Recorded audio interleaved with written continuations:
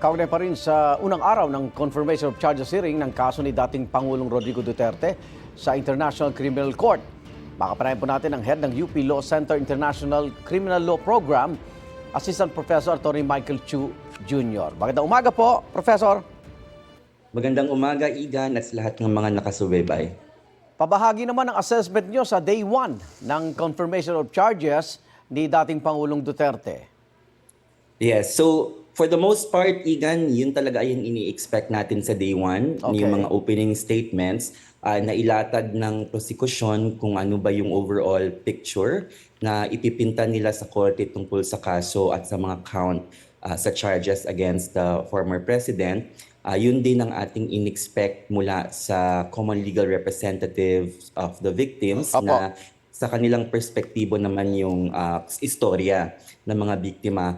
Ganon din naman sa depensa, medyo nagulat lang ako ng siguro bahagi doon sa unang parte ng kanyang opening statement kung saan parang may mga references doon sa politika ng Pilipinas na hindi ko naririnig sa ICC, pero I think bahagi din yon ng kanilang gustong naratibo na iparating kung bakit nakarating si dating Pangulong Duterte sa The Hague. Himay na natin, sabi nga ni Atty. Nicholas Kaufman, yung abogado ni Duterte, ebidensya at hindi rhetoric ang magpapasya sa kasong ito. Tama naman yun, pero kasama kasi yung rhetoric talaga, yung lengguwahe na ginamit. In fact, ginamit din yun ni Atty. Kaufman sa kanyang opening statement na yung rhetoric ni dating Pangulong Duterte ay hindi nangangahulugang siya ay may intensyon na mag-utos o mag-induce na mag-murder ang mga perpetrators. So kasama talaga yung rhetoric, no, bilang bahagi ng intent. Opo. Pero sabi nga ng iba, tila tunog DDS na rin si Kaufman na nag-a-appeal sa emotion, no? Itong defense team na sabing hindi gaano umaasang mananalo ang dating Pangulo. Yes, sa akin obvious din yun kasi parang yung unang bahagi nga ng kanyang speech na merong political na mga implikasyon, no, ay hindi naman kailangang malaman ng mga huwes ng pre-trial chamber. So sa akin ay ang kinakausap nila doon ay ang taong bayan. Ito, gusto ko lang malinawin yung proseso. Hindi ho naglabas ng witness muna, no? Yung prosecution kahapon. Sa halip, nagpakita po sila ng mga video sa soundbites mismo ni dating Pangulong Duterte. Yes, hindi talaga maglalabas or generally walang nilalabas na witness sa confirmation of charges kasi yung puntong ito ay summary lamang ng ebidensya. Opo. So yung mga video at photo na yon, parang yun yung kahalili ng witnesses at documentary evidence para mahagip sa isang picture o sa ilang pictures kung ano ba yung istorya na kinukwento ng prosekusyon.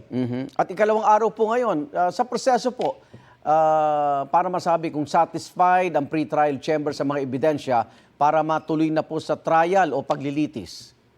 Yes, so yung standard na kailangang masatisfy ng prosecution dito ay tinatawag natin na sufficient evidence, sapat na ebidensya to establish substantial grounds to believe. No, anong ibig sabihin yan? Kailangan mapakita ng prosecution na may konkreto at tangible na pruweba na nagde-demonstrate ng clear line of reasoning. So hindi yung haka-haka lamang, talagang konkretong ebidensya. Pero ito, nabanggit ni Atty. Butuyan, no? Yung pagkadismaya ng mga biktima sa hindi pagharap sa korte ni dating Pangulong Duterte. Pero ito yata yung iniiwasan, no? Matuloy sa trial dahil pagdating sa trial, hindi na niya maaring iwasan ito.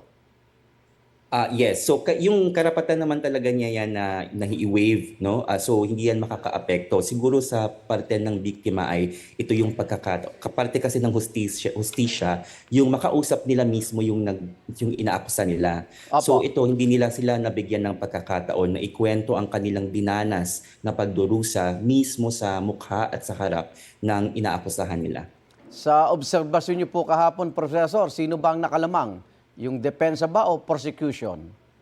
Hindi pa talaga natin masasabi kasi hindi natin narinig pa yung ebidensya ng depensa. So sa akin, pantay sila kahapon. Maraming salamat, UP Law Center International Criminal Law Program Head, Atty. Michael Chu Jr. Ingat po kayo. Maraming salamat.